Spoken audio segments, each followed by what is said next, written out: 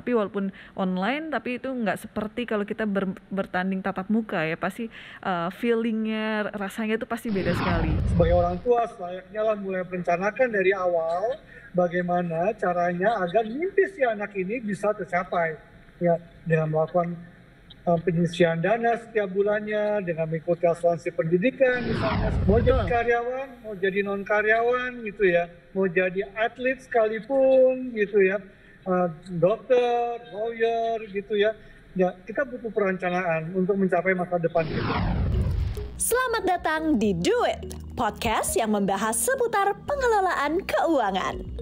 Dalam setiap episode, saya akan berbincang dengan bintang tamu yang menarik dan juga para expert yang akan menjawab segala permasalahan finansial.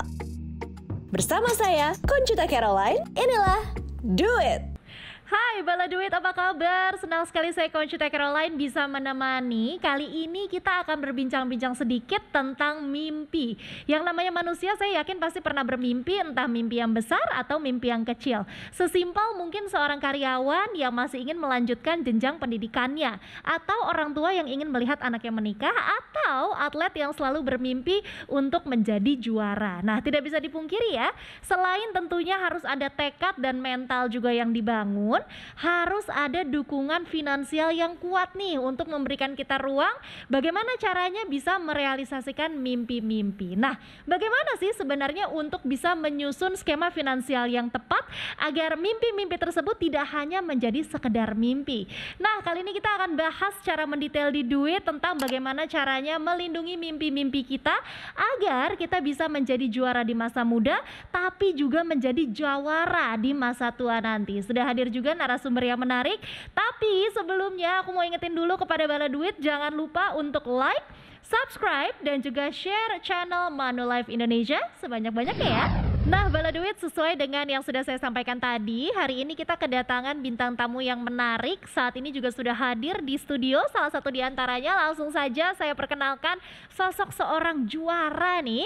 Ada atlet catur Indonesia, Mbak Iren Karisma Sukandar. Apa kabar Mbak Iren? Baik Mbak Cita, apa kabar? Baik, terima kasih ya sudah meluangkan waktunya untuk berbincang-bincang di sini membahas finansial. Iya, sama-sama. Nah, selain Mbak Iren juga sudah hadir seorang pakar, mungkin ya bisa dikatakan demikian, yang nanti juga akan memberikan saran, pendapat, dan persepsinya tentang tema kita hari ini. Bagaimana melindungi mimpi dengan susunan finansial yang tepat. Saat ini sudah hadir Bapak Karyadi Pranoto atau Pak Oti selaku Director and Chief IB dan Syariah dari Manulife Indonesia. Apa kabar Pak Oti? Baik Mbak, apa kabar? Baik, Pak Oti, nanti kita akan berbincang-bincang lebih panjang ya Pak. Kita akan tanya-tanya, nggak apa-apa nih untuk tambah-tambahan ilmu mengenai finansial. Oke, siap. Oke, nah pertama sebelumnya aku mungkin mau ngobrol sama Mbak Iren dulu. Mbak Iren ini kan seorang atlet ya, atlet catur Indonesia. Gimana Mbak, kalau kita lihat kan masa pandemi ini banyak sekali ya, memang event-event olahraga yang harus tertunda, bahkan ada yang dibatalkan juga. Dengar-dengar Mbak Iren sekarang sedang persiapan untuk PON, betul? Iya, PON. Sebentar lagi saya akan berangkat ke Papua dan nanti saya akan sekitar berada di PON tuh mungkin sekitar 2 minggu ya. Dan catur kebetulan nanti akan dipertandingkan di kota Merauke. Wah, berarti sudah sebentar lagi nih akan segera berangkat ke sana. Tapi melihat bagaimana pandemi ini kan memang begitu tiba-tiba terjadi ya. Tidak ada yang memperkirakan bahwa ternyata pandemi ini akan berlangsung cukup lama. Bahkan tidak terasa sudah mau 3 tahun kita menghadapi COVID-19 ini. Berpengaruh cukup banyak nggak sih kepada profesi Mbak Iren sebagai seorang atlet?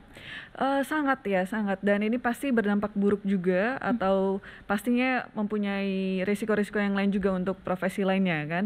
Termasuk juga catur karena memang di olahraga catur itu sendiri kita harus biasanya kan bertemu tatap muka seperti olahraga-olahraga lainnya lah ya kan, kita bertemu tatap muka. Tapi karena pandemi ini saya praktis 1 tahun lebih itu tidak keluar negeri untuk bertanding dan hampir tidak ada turnamen lokal pun yang saya ikuti, semuanya dialihkan ke online. Jadi pertandingan-pertandingan pun kita bermainnya online. Tapi walaupun online, tapi itu nggak seperti kalau kita bertanding tatap muka ya, pasti feelingnya, rasanya itu pasti beda sekali. Benar-benar. Nah, karena kita sedang membahas bahas tentang keuangan, boleh aku tanya sedikit ya Mbak Iren. Berarti kan kalau seperti itu masih ada pemasukan yang masuk ya, karena kompetisi masih digulirkan meskipun memang secara virtual. Betul. Tapi kalau menurut Mbak Iren sendiri bagaimana? Ada kendala yang cukup drastis nggak sih dari sektor finansial dengan adanya pandemi ini untuk seorang atlet? Ya, untuk saya pribadi, saya nggak bisa berbicara untuk ke semua atlet ya, karena tiap atlet itu kan situasinya mereka berbeda-beda dan unik. Jadi kalau untuk saya sendiri, puji Tuhan, selama pandemi ini semua kebutuhan yang istilahnya pokok ya, itu tidak ada masalah sama sekali ya. Tapi memang beberapa keinginan-keinginan saya, yaitu bertanding, lalu berlatih di luar negeri dengan teman-teman di sana dan juga pelatih di sana, itu hampir tidak bisa dilakukan. Baru saja Mei lalu itu pelatih saya datang dari Rusia ke Indonesia, tapi baru 2 bulan di sini sudah ada ketentuan bahwa warga negara asing tidak boleh ada di Indonesia. Jadi selalu ada perubahan-perubahan regulasi yang memang kita sudah saksikan dari awal pandemi ya kan, entah itu tentang border ke Indonesia dan lain-lain sebagainya. Dan ini memang menjadi salah satu peringatan bagi kita agar memang kita harus terus beradaptasi kepada peraturan-peraturan yang ada. Nah, termasuk juga tentang keuangan. Jadi di catur ini kebetulan saya memang diajarkan dari kecil ya kan, ada menang, ada kalah, dan kita harus mempersiapkan kedua hasil tersebut ya. Jadi dan juga ada remis. Nah, ini juga ada 3 hasil yang memang dari kecil ini saya sudah terbiasa dengan hal tersebut. Jadi dalam pandemi ini saya merasa bahwa memang masih ada penghasilan yang saya dapatkan ya, dari gaji-gaji pelatnas, gaji-gaji pelatda ya kan, dan juga ada beberapa pertandingan yang saya menangkan walaupun daring. Nah, tapi itu juga tidak terlalu mencukupi kebutuhan atau keperluan saya yang biasanya tahun-tahun sebelumnya, sebelum pandemi itu saya keluarkan. Nah, ini memang dibutuhkan juga, saya rasa. Nanti mungkin kita akan bahas lebih panjang lebar ya tentang investasi yang bagaimana seorang atlet ya, dalam hal ini sampel case-nya itu yang saya lakukan, dan itu membuat rasa percaya diri untuk bisa terus melanjutkan kepelatihan dan pembinaan saya sendiri. Betul, karena memang kalau kita bicara atlet seringkali masih persepsi atau pandangan orang adalah ragu. Bagaimana nanti menjadi seorang atlet bisa mendapat masukan yang tetap? Bagaimana untuk mengelola keuangan sehingga pada saat nanti mungkin usianya sudah bertambah, sudah tidak aktif lagi, masih punya tabungan dan juga dukungan finansial yang kuat. Tapi saya salut loh sama Mbak Iren, berarti dari kecil sudah diajarkan bagaimana untuk bisa memanage itu semua, luar biasa. Oke, tadi kita sudah sedikit berbincang dengan Mbak Iren, sekarang saya mau beralih ke Pak Oti nih. Pak Oti tadi sudah sempat dibahas juga ya, bahwa yang namanya mewujudkan mimpi itu memang tidak bisa hanya dengan tekad dan mental, harus ada juga yang namanya dukungan finansial yang kuat supaya kita sendiri bisa punya ruang untuk mengejar mimpi-mimpi tanpa harus khawatir dengan kondisi keuangan. Nah, kalau menurut Pak Oti sendiri ya, gimana sih Pak Oti melihat perencanaan keuangan yang tepat atau rencana finansial yang tepat bagi seseorang yang masih berambisi untuk merealisasikan mimpinya? Ada nggak sih Pak sebenarnya tips-tips tersendiri? Perlu disadari bahwa mimpi adalah satu destinasi ya, tujuan yang harus kita capai gitu ya. Nah, mimpi itu bisa bermacam-macam gitu ya. Mimpi itu bisa bermacam-macam, ada yang ingin menjadi juara, ada yang ingin menjadikan seseorang yang bisa dermawan, bisa mimpi menjadi orang yang bisa berguna bagi orang lain gitu ya. Dan ada yang waktu saya SD tanya mimpinya apa, oh saya mau jadi dokter gitu ya. Mimpinya apa, saya mau jadi insinyur ya. Nah, itu ada semua mimpi ya. Ya, tapi pada saat kita masih kecil gitu ya, mimpi itu tidak bisa kita wujudkan tanpa adanya support finansial yang bagus ya. Nah, di sini saya akan bicara dari sisi orang tua, bagaimana orang tua menyiapkan untuk mengawal mimpi dari setiap anak-anaknya untuk mencapai mimpinya si anak tersebut gitu ya. Nah, anak kan dia bisa mencari sesuatu untuk mencapai mimpinya. Ya, yang dia bisa lakukan adalah bagaimana dia punya komitmen yang tinggi, disiplin yang tinggi untuk mencapai mimpinya. Tapi untuk mencapai mimpi itu betulnya perlu dana-dana yang disiapkan. Ya. Untuk menjadi insinyur katakanlah, untuk menjadi dokter katakanlah. Saat ini 100 juta bukan uang yang bisa digunakan untuk mencapai mimpi, ya kecuali dia dapat beasiswa gitu ya. ya mungkin butuh uang yang besar. Nah, sebagai orang tua selayaknya lah mulai merencanakan dari awal bagaimana caranya agar mimpi si anak ini bisa tercapai. Ya, dengan melakukan penyisian dana setiap bulannya, dengan mengikuti asuransi pendidikan misalnya setiap tahun bayar premi gitu ya. Itu ada beberapa cara yang bisa dilakukan agar kita sebagai orang tua dapat mengawal mimpi anak-anak kita tadi gitu. Nah, lebih begitu ya, Mbak. Oke, jadi memang yang bisa saya simpulkan sebenarnya dalam meraih mimpi-mimpi itu tidak hanya kita perlu perencanaan yang tepat, tapi juga perlu support system atau dukungan dari orang-orang terdekat ya Pak Oti. Nah, kalau ternyata nih justru faktor penghalangnya adalah dari orang terdekat, bagaimana Pak? Karena kan sekarang tidak bisa dipungkiri ya, masih ada stigma bahwa kalau tidak menjadi seorang karyawan atau pekerja kantoran, nanti masa depannya tidak terjamin. Apalagi profesi-profesi seperti saya nih contohnya, seorang freelancer di dunia hiburan, di dunia entertainment. Bagaimana pendapat Pak Oti? Ya, sebenarnya kayaknya dibalik juga sih. Apakah sebagai karyawan masa tuanya terjamin gitu ya? Tentu tidak juga gitu ya. Nah, yang terpenting adalah bagaimana kita bisa mempersiapkan diri kita sedini mungkin agar nanti pada masa tua kita mempunyai dana yang cukup sehingga kita bisa melanjutkan kehidupan kita. Ya nggak? Mau Betul. jadi karyawan, mau jadi non karyawan gitu ya, mau jadi atlet sekalipun gitu ya, dokter, lawyer gitu ya. Ya, kita butuh perencanaan untuk mencapai masa depan kita. Tentunya itu tidak gampang, butuh disiplin yang kuat, butuh komitmen yang kuat. Ya, kita belajar banyak lah dari apa yang dilakukan oleh Mbak Iren. Pasti Mbak Iren mencapai mimpinya perlu dengan komitmen, perlu dengan dedikasi, perlu dengan kerja keras. Sama juga pada saat kita mau mencapai sesuatu pada saat pensiun, mau karyawan, mau tidak karyawan, mempunyai peluang yang sama untuk hidup sejahtera pada saat pensiun. Tetapi pertanyaannya adalah seberapa besar dia komitmen, seberapa besar dia disiplin, seberapa besar dedikasikan waktunya untuk akan berpikir mau apa saya pada saat masa tua nanti. Gitu, Mbak. Oke, berarti aku sekarang mau tanya sama Mbak Iren nih. Tadi kan sudah disampaikan juga sama Pak Oti tentang bagaimana komitmen kita ya Betul. dalam merealisasikan mimpi agar mungkin orang-orang terdekat juga akhirnya percaya bahwa oh dia memang benar-benar serius nih ingin mencapai mimpinya. Kalau Mbak Iren dulu gimana bisa meyakinkan orang tua untuk aku mau jadi atlet catur? Atau justru malah orang tua yang memberikan support penuh dan dari awal sudah mengarahkan ke bidang tersebut Mbak Iren? Iya, ini menarik sekali. Memang benar, saya sependapat dengan pandangan Pak Oti ya, bahwa memang bagi anak yang ingin meraih mimpinya itu perlu modal, dan modal pertama pasti oleh orang tua ya kan. Dan ini yang terjadi di karir catur saya. Pastinya saya tidak bisa menjadi apa-apa kalau misalkan orang tua tidak memodalkan saya ya kan, baik itu dari finansial maupun dari hal non finansial ya kan. Nah, memang dari kecil karena papa saya mempunyai background dari olahraga, dari tenis meja. Jadi saya dan kakak saya memang diarahkan untuk mempunyai kegiatan di luar sekolah yang sifatnya olahraga. Yang pastinya pilihan pertama kita adalah tenis meja waktu itu. Tapi karena saya waktu itu masih umur 4-5 tahun ya kan, masih anak-anak kecil, masih labil sekali, pindah-pindah interest. Dari tenis meja saya pindah interest ke renang, ke badminton, lalu lari, sampai akhirnya suatu saat saya melihat papa saya main catur, saya minta papa untuk mengajarkan saya. Nah, perjalanan itu dari umur 7 tahun sampai umur 11 tahun, di mana walaupun usia saya masih 11 tahun, di situ kedua orang tua saya mengingatkan akan komitmen. Ya, jadi di usia 11 tahun saya sudah mewakili Indonesia di SEA Games. Waktu itu tahun 2003 di Vietnam, di mana itu adalah salah satu milestone ya kan, untuk karir prestasi atlet manapun ya kan. Nah, makanya di situ orang tua saya mengingatkan, apakah kamu ingin terus menjadi seorang atlet tapi pastinya sekolah tidak boleh ditinggalkan ya kan, atau menjadi anak-anak biasa seperti yang lainnya ya kan, sekolah, les, matematika, Inggris dan lain sebagainya, lulus SD, lulus SMP, SMA, kuliah, kerja ya kan, itu pun tidak masalah.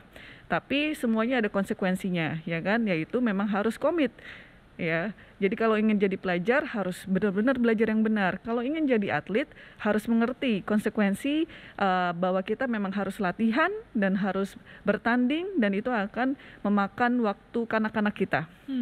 Nah, di sini kedua orang tua saya mengingatkan akan komitmen itu, dan saya memilih untuk menjadi seorang atlet. Dan pastinya itu bukan perjalanan yang mudah ya kan, untuk menjadi seorang Grandmaster wanita di umur 16 tahun, dan itu menjadi yang pertama di Indonesia. Jadi memang benar di dalam awal saya bermain catur dari umur 7 tahun sampai saya menjadi seorang Grandmaster, itu banyak sekali perjalanan yang membutuhkan komitmen, kerja keras, dan disiplin. Nah, jadi mungkin 3 hal inilah yang pastinya sudah ditanamkan oleh kedua orang tua saya untuk hal apapun itu, baik itu komitmen dalam berkeolahragaan maupun komitmen dalam memanage keuangan. Tapi memang pada masa kecil ya kan, orang tua lah yang memanage, tapi kan kita belajar teorinya dulu nih, ya kan, sebelum prakteknya kita belajar teorinya dulu dari orang tua, begitu.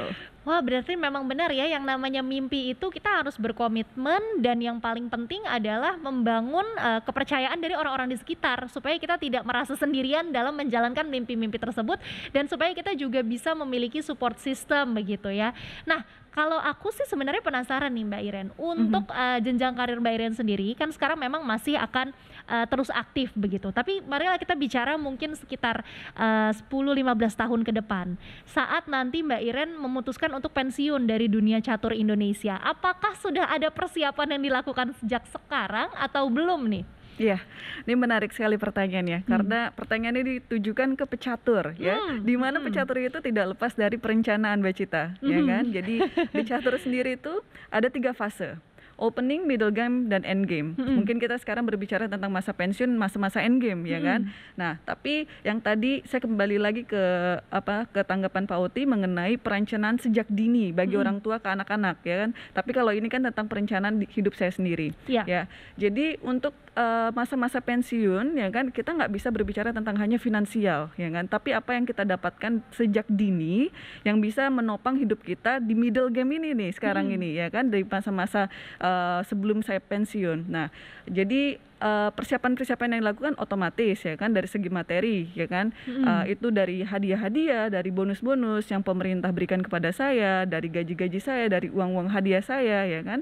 Lalu juga topangan yang lain adalah dari segi pendidikan. Ya, dari segi pendidikan itu sangat penting sekali. Lalu yang sekarang ini yang tidak bisa dipungkiri adalah koneksi atau networking. Itu kan adalah salah satu investasi yang tidak bisa diuangkan ya. Ini intangible sekali gitu. Jadi yang mungkin anak-anak muda yang harus mengerti juga ya kan, tadi ada pembahasan tentang bagaimana kalau misalkan karyawan atau non karyawan ya kan, apa mana yang lebih baik dan lain sebagainya. Di masa-masa sekarang ini apapun profesi kita, yang penting kan kita mempunyai kreativitas tersendiri. Kita harus beda ya kan, dan kita harus mempunyai resiko, di mana di dalam resiko itu kita akan terbang lebih tinggi. Nah, tapi ya kan, bagaimana kita bisa mengambil resiko itu kalau misalkan kita tidak punya modal, ya kan? Nah, di dalam karir catur saya, resiko yang saya ambil sekarang ini makin rendah, ya kan? Tapi itu makin mahal karena stake yang saya taruh itu makin tinggi, ya kan? Kalau misalkan saya belum menjadi apa-apa, stake yang saya taruh kan masih rendah. Ya. Dan ongkosnya ya kan relatif lebih agak murah ya kan. Nah, tapi begitu perjalanan ke selama ini ya kan, sampai saya di titik ini, itu makin menjadi relatif lebih mahal dan stake-nya makin lebih tinggi. Tapi itu membawa kita akan lebih tinggi lagi, dan itulah perjalanan hidup ya kan. Nah, jadi mungkin untuk masa nanti saya pensiun, saya nggak bisa bilang bahwa oh sekian loh yang saya targetkan untuk materi simpanan saya ya kan. Tapi yang saya bisa bilang adalah dari semenjak saya berkarir di catur, saya sudah menyiapkan investasi ini. Mungkin yang sekarang bisa terlihat adalah harta-harta yang tidak bergerak ya kan, dari properti dan lain sebagainya. Itu salah satu investment. Tapi yang memang mindset yang saya punya dari dulu adalah investment yang terbaik adalah di diri sendiri. Ya, jadi bagaimana kita memperkaya diri sendiri tentang ilmu-ilmu ya kan, tentang koneksi dan lain sebagainya. Wah, ini aku kagum sekali sih sama jawabannya. Investasi terbaik adalah diri sendiri. Setuju, karena biar bagaimanapun seperti yang tadi sudah disampaikan juga oleh Mbak Iren, sekarang kita masih ada di middle game ya. Masih cukup panjang perjalanan kita, persiapan kita untuk masa tua yang lebih membahagiakan atau end game yang sesuai dengan harapan dan juga mimpi-mimpi kita. Masih membahas pensiun nih Pak Oti. Yang aku mau tanyakan adalah sebenarnya kalau kita bicara pensiun yang sejahtera, itu seperti apa sih definisinya? Apa saja yang sudah harus kita siapkan? Apa saja yang sudah harus kita rencanakan sejak usia dini atau saat ini? Sehingga nanti kita bisa memiliki yang namanya pensiun sejahtera. Silakan Pak Oti. Oke, sebelum saya jawab, saya mau menggarisbawahi apa yang dikatakan Mbak Iren. Bahwa saya setuju sekali bahwa investasi yang paling baik adalah investasi untuk diri sendiri gitu ya. Itu yang paling benar sebetulnya. Bagaimana kita bisa memperkaya diri sendiri, memperkaya bukan berarti harta ya, tapi memperkaya diri kita dengan ilmu, dengan pengetahuan. Karena ini pasti sesuatu yang tidak akan hilang kapanpun. Pada saat nanti kita tua, pasti kita akan bawa pengalaman kita, pengetahuan kita yang sudah kita dapati sepanjang perjalanan kita sampai dengan kalau istilahnya Mbak Iren tadi end game gitu ya. Nah, bicara mengenai pensiun sejahtera gitu ya, ada satu penelitian dari Frank and Small Associates ya. Mereka menyampaikan bahwa sebetulnya orang pada saat nanti pensiun, mereka harus memperlengkapi dirinya dengan 60-70% pendapatan terakhirnya mereka. Nah, kalau pendapatan terakhirnya mereka pada saat sebelum pensiun itu 10 juta rupiah katakanlah setiap bulan, berarti untuk bisa sejahtera, bisa tetap hidup sama seperti dia hidup sebelum masa usia pensiun, ya, berarti dia harus butuh 6 juta sampai 7 juta setiap bulannya. Itu yang dikatakan sebagai pada saat kita pensiun, kita tidak berkekurangan. Ya.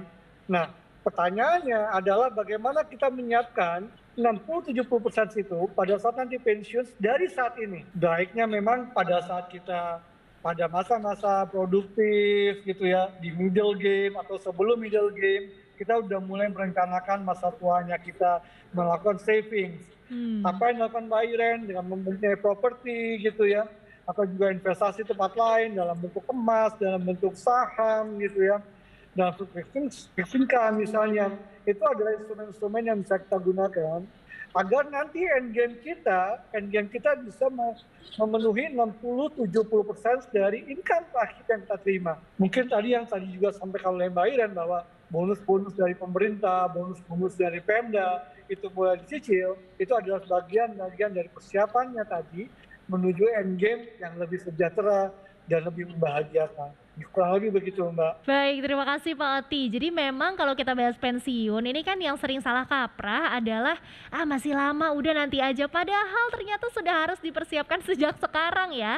Apalagi kalau ingin punya yang namanya pensiun sejahtera. Dicatat bala duit, jangan lupa nanti income kita atau passive income kita pada saat pensiun setidaknya 60 atau 70% dari penghasilan pada saat kita masih aktif bekerja. Semoga bisa terrealisasikan ya, dan semoga mimpi kita juga bisa tercapai. Tadi kita sudah bahas mengenai mimpi, komitmen kita terhadap mimpi, dan bagaimana langkah-langkah untuk mewujudkan mimpi. Nah, sekarang yang akan kita bahas itu lebih kepada perencanaannya seperti apa, dukungan-dukungan finansial yang dibutuhkan seperti apa, tapi dijeda di video berikutnya.